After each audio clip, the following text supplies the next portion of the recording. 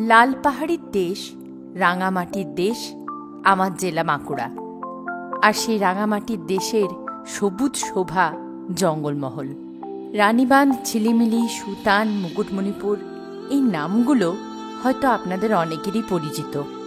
অনেকে আবার শীতকালের মুকুটমণিপুর ঘুরেও এসেছেন। কিন্তু জঙ্গলকে যদি সঠিকভাবে উপভোগ করতে হয় তাহলে আপনাকে থাকতেই হবে রানীবাঁধ অথবা ঝিলিমিলিতে,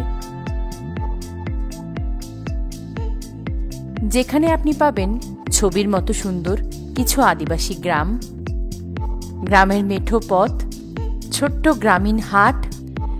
এক কথায় রাঢ় বাংলাকে উপভোগ করতে হলে আপনাকে থাকতেই হবে জঙ্গলমহলে, যেখানে মুকুটমণিপুরের মতো ভিড়ও হবে না, আবার মুকুটমণিপুর ঘোরার সুযোগও হাতছাড়া হবে না।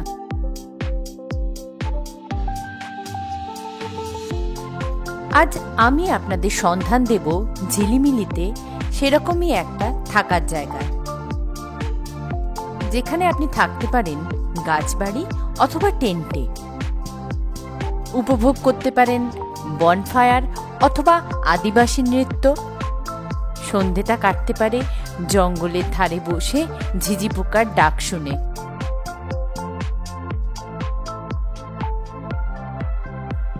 বাঁকুড়া থেকে ঝিলিমিলির দূরত্ব ৮০ কিলোমিটার। বাঁকুড়া থেকে প্রচুর স্টেট এবং পাবলিক বাস আছে ঝিলিমিলি আসার।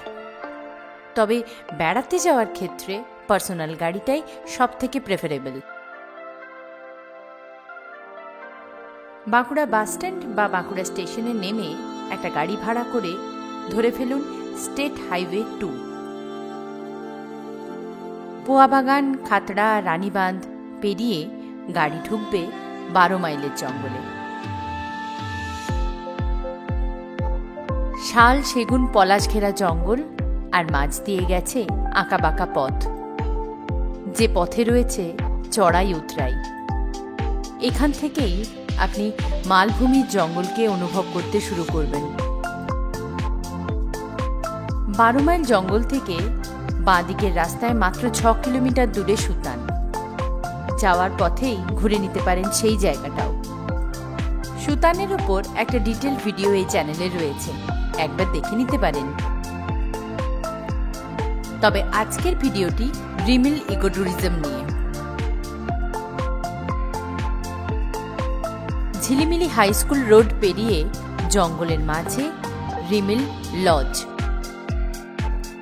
হ্যাঁ, এটি যখন প্রথম শুরু হয় তখন এর পরিচয় শুধুমাত্র লজ হিসেবেই ছিল। থাকার জায়গা বলতে ছিল এই দোতলা বাড়িটি। কিন্তু এখন রিমিল নিজেই একটা ব্র্যান্ড।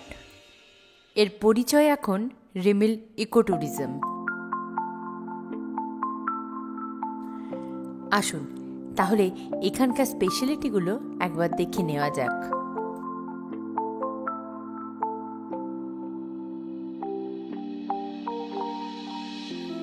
এখানে এসে প্রথম যে জিনিসটি আপনার চোখ টানবে সেটি হলো এই গাছবাড়ি।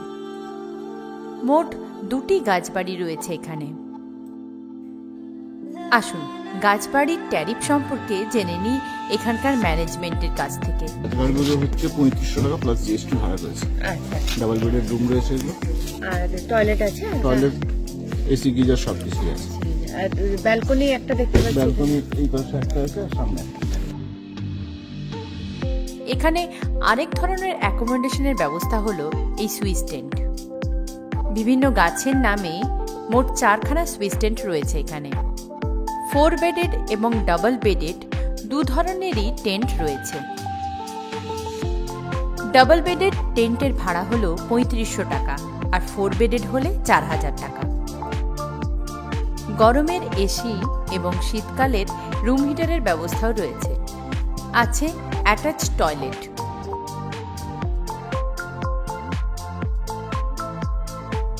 দলের লোক সংখ্যা যদি বেশি হয় তাহলে রয়েছে ডরমিটরির ব্যবস্থাও।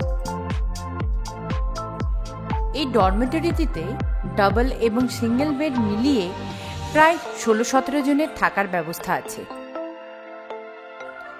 এই হলের একদিকে সিটিং অ্যারেঞ্জমেন্ট এভাবেই করা হয়েছে যাতে এই হলটি কনফারেন্স রুম হিসেবেও ব্যবহার করা যায়।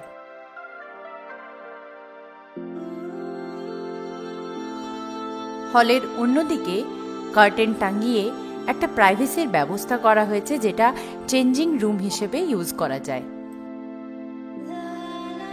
হলের সাথে একটাই অ্যাটাচ বাথরুম রয়েছে, তবে লোক সংখ্যা বেশি হলে পাশেই কমন টয়লেট ইউজ করা যায়। পুরনো বিল্ডিং এর রুমগুলিতে গেস্ট থাকায় তার ভেতরটা আমরা দেখাতে পারলাম না। এই রুমগুলির ট্যারিফ 2000 টাকা করে। এবার চলুন দেখে নিই এখানে কি কি অ্যামিনিটিজ আছে। রিমিলের নিজস্ব কম্পাউন্ডের মধ্যেই রয়েছে এই বিশাল বড় পুকুরটি। পুকুরের চারিদিকে জঙ্গল আর মাঝে মাঝে বসার জায়গা। সন্ধেবেলা প্রিয় মানুষটির পাশে বসে ঘন্টার পর ঘন্টা আপনি এখানে কেটে যায়। আর যদি সঙ্গীরা বন্ধু হয় তাহলে উপভোগ করতে পারেন বনফায়ারের সাথে আদিবাসী নৃত্য। থাকার জায়গা সম্পর্কে তো জানলাম, এবার আসি খাওয়া দাওয়ার গল্পে। এটা রিমিলের রেস্টুরেন্ট। দুপুরের ডাল ভাত মাছ তরকারি থেকে শুরু করে সন্ধ্যে স্ন্যাক্স এবং রাত্রের সব ধরনের ডিনারের আইটেম এখানে পাওয়া যায়। আমরা ডে ট্যুরে গেছিলাম। লাঞ্চে নিয়েছিলাম চিকেন থালি। খাবারের স্বাদ ঠিকঠাকই, আর দামও খুব একটা বেশি নয়। রিমিলে একটা বা দুটো রাত স্টে করলেই আপনি ঘুরে নিতে পারেন জঙ্গলমহলের আরো অনেকগুলি জায়গা। আমরা বাঁকুড়া থেকে ডে ট্যুরে গেছিলাম, তাই সব জায়গাগুলো ঘোরা হয়ে ওঠেনি। আমরা গেছিলাম সুতান, তালেবেড়া ড্যাম এবং মুকুটমণিপুর। এই জায়গাগুলো সম্পর্কে ডিটেল ভিডিও আমার চ্যানেলে রয়েছে। ভিডিওটি অবশ্যই একবার দেখে নেবেন। জীবনের একেবারে অন্তিম পর্যায়ে আমাদের সম্পদ বলতে থেকে যায় শুধু অভিজ্ঞতা।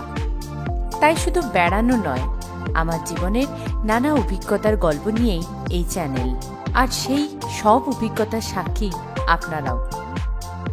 সকলে ভালো থাকবেন, সুস্থ থাকবেন। ভিডিওটি কেমন লাগলো জানাতে ভুলবেন না।